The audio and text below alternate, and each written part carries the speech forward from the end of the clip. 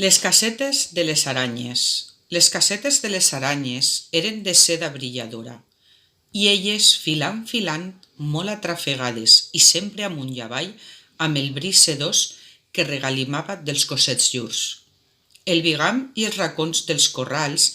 eren plens d'aquells tels tan fràgils i tan trencadissos que s'esquinçaven només de tocar-los.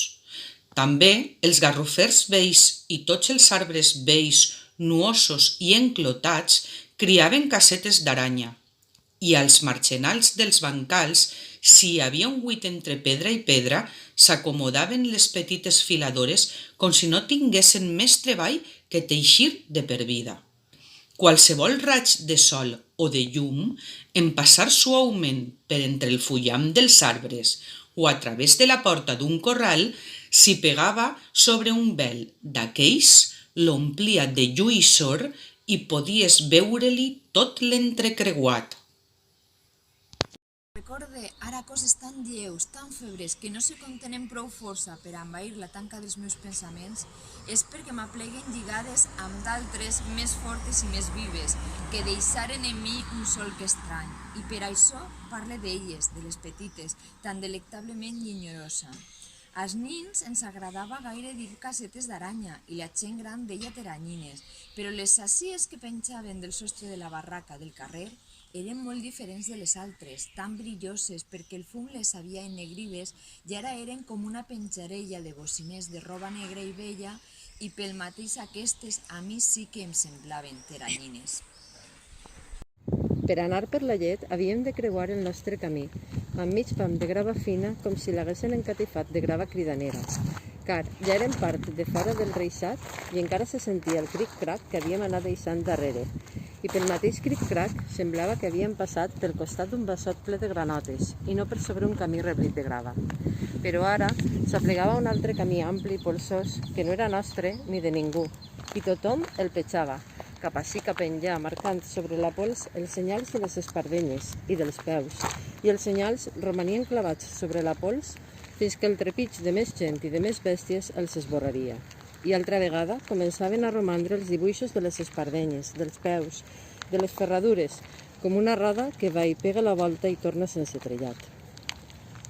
Això eren les coses senzilles i sense massa importància que voltaven la figura del tio Pep el Moreno. Això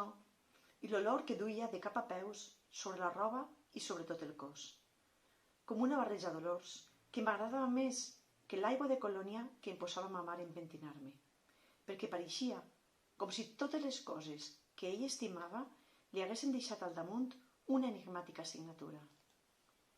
Per les mateixes olors jo li podia endevinar els passos, i era com si em regalàs, però sense saber qui m'ho regalava, argelacs d'Aitana, Eura i baladres del barranc del Garroferet, greda del Tossal Molar, camamila i farigola i herba d'amanir olives dels vessals de Bèrnia. I tot encerclat per la bafor de les cabres i de la llet tèbia i de la llenya seca. Però el moreno era alt i tenia els ulls tota la fotària d'un cingle, i el nas era recte, però li feia cantonet abans de començar, i els llavis, que es plegaven al costats una mica, com per riure, eren grossos. I mai no volia que jo aprengués a munyir les cabres, i quan més agraviada estava jo, i més fort ell, que no i que no, aplegava la dona dels 20 cèntims de llet que mai no podia arribar al quinzet, perquè els fills, i la misèria, i el parterejar, i ell, dona, calla, i ella, els parteratges i la misèria, i no poder llevar els ulls de la llet, així que la posava a bullir, perquè no li fugís del peroler de bullir la llet, de tan poca com era,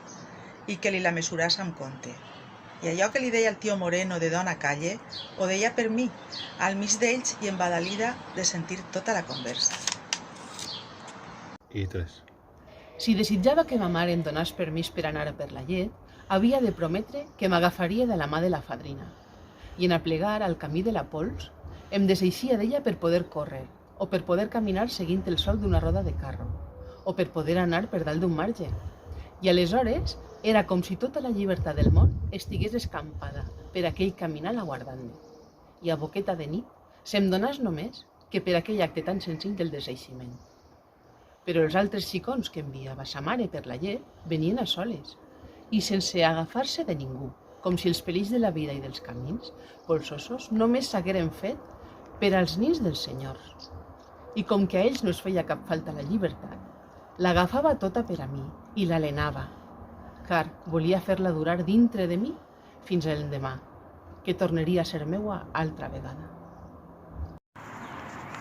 En acabar d'omplir-se el pot que duia la meua fadrina, jo posava sota el braguer el pitxeret que duia cascuna vesprada i se m'omplia del regalín blanc de la llet i de la bromera que queia del mugro. I en estar ple d'un glop me'l bevia i la bromera em tacava els llavis i la sentor de la llet romania un poc sobre la llengua i em passava gola avall i en acabant ja no hi era. Quan arribàvem a casa, la mare em feia rentar perquè olia a cabra i a polvo i que hija. I manava a les fadrines que havien de bullir la llet 2 vegades perquè diu que està plena de microbis. I jo pensava que bullir la llet 2 vegades seria com rentar-la 2 vegades i no em volia recordar del meu pitxeret ni dels regalins de llet i de bromera per no riure. I tot m'ho anava alçant dins el cor, fins avui, que ho he tret embolicat amb el record aspre i suau del tio Pep, el moreno, i amb l'enyor sedós de les casetes de les aranyes.